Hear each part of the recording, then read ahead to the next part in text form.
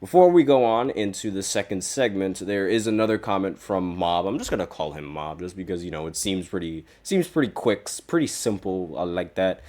He meant to ask if I've started my workups for the top prospects in the 2025 draft for the NBA. Now, I honestly didn't really do that because I'm more focused on the prospects now in the summer league. Like I'm just looking at the summer league and just waiting until the summer league ends, and then like once it around the midpoint of the summer league, I'm going to give like my top 10 players that I think played really well in the summer league. And spoiler alert, Bronny is not one of them.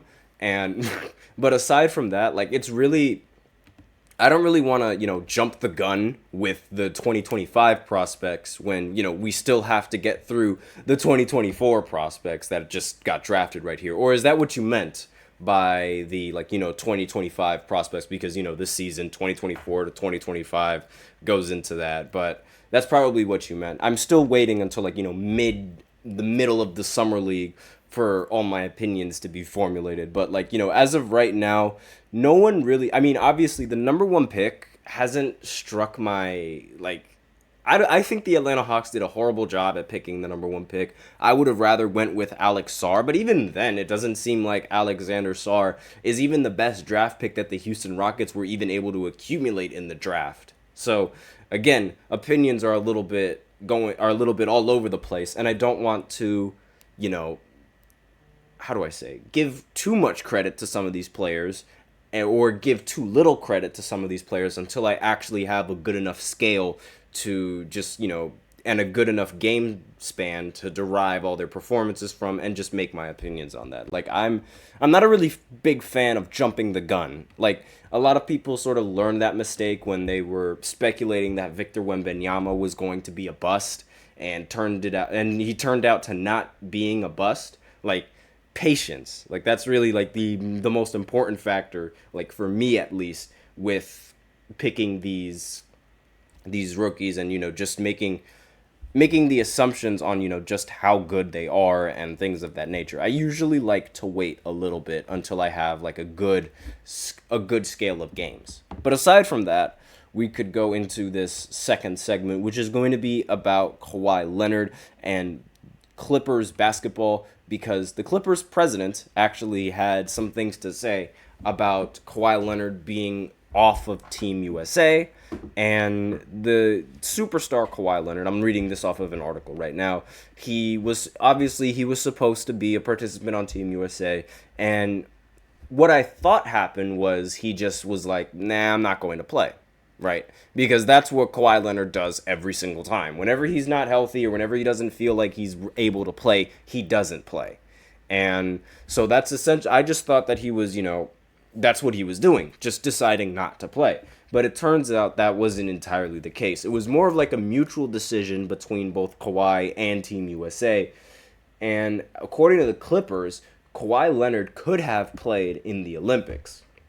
Now, this article says, while there may have been initial reports indicating that it was the six-time All-Star's decision to pull out of the team, USA Basketball Managing Director Grant Hill himself confirmed that it was the team who sent Leonard home, a decision that is now being questioned by the Clippers. Now, according to other sources, the president actually didn't really agree with this decision from Team USA, and Clippers basketball of operations Lawrence Frank recently dropped the truth bomb about Leonard's current health. While the high-ranking team executive did not deny that their superstar forward is still nursing an injury, Lawrence is adamant that Kawhi is healthy enough to take part in the upcoming Olympic tournament. This was a quote that he said, at least reportedly from X or, Twitter, however you want to call the app. Lawrence Frank says Clippers were disappointed in USA Basketball's decision to pivot from Kawhi Leonard. Frank said Leonard looked good in the first few practices and there was no setback. Frank says he understands USA has to do what it feels best, but he felt Kawhi could play, which, is a little bit of a shift and in tone, I guess you could say, from what I expected from Kawhi and what I expected from Team USA, because I genuinely didn't think that Team USA was going to how do you say abandon Kawhi, I guess you could say. That's obviously, that's a little bit of an extreme word, but abandon is sort of the word that you would really use and would opt to decide to pick Derek White as opposed to Kawhi Leonard, it's a little bit odd. Like, for me at least, I think it's a little bit odd because not only have we still not seen Derek White play a game yet, but it's like, imagine just how much more the Team USA, could have won by in some of these games if they actually had Kawhi Leonard on the roster. Like, the fact that Derek White has yet to play a single minute is like, it's a bit underwhelming, but I do understand that, they still have to, they have to wait a little bit, and some of these players, they do have to wait a bit. It is also disappointing that Kevin Durant isn't playing, but again, he's also injured, so we do have to wait for this roster to be 100%. It's like, we keep doing this Dragon Ball reference where it's like, this isn't even my final form or something like that, where we just have to keep playing with these injured rosters, and I'm just like, why can't we just get an actual healthy team? Why can't we do that? But I digress. So, according to this article continues going down, if anyone had any doubts surrounding the Clippers' involvement in Leonard's ousting, then this statement from the president should clear things up. Based off of Frank's statement here, it is clear that the Clippers wanted Kawhi to actually be a part of Team USA. And for their part, however, Team USA probably did not want to risk having a player on their squad who is not 100% when there are so many other healthier options available. I disagree with this, opinion. I would much rather have Kawhi on the roster as opposed to recruiting somebody else, because this is the best of the best. And I don't care that he's injured. I want to see Kawhi Leonard win a gold medal. As a fan of Kawhi, a fan when he plays, because again, like, whenever someone chooses not to play, my opinions on them sort of sour, because it's like, if that was me, I would have to be put on a wheelchair to not play. Like, you'd have to drag me out of the game. You'd have to drag me off of the court in order to take me out.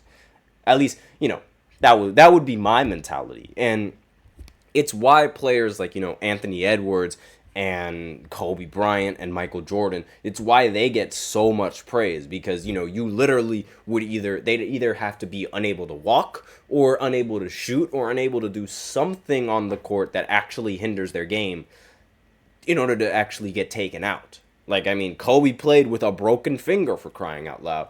And Anthony Edwards, he already understands that it's like, there are so many fans that save up money for a specific moment just to watch them play, and it's his responsibility to show up and actually play on the court. That's something that a lot of NBA athletes don't really do anymore, which it's kind of disheartening. I think it's really sad.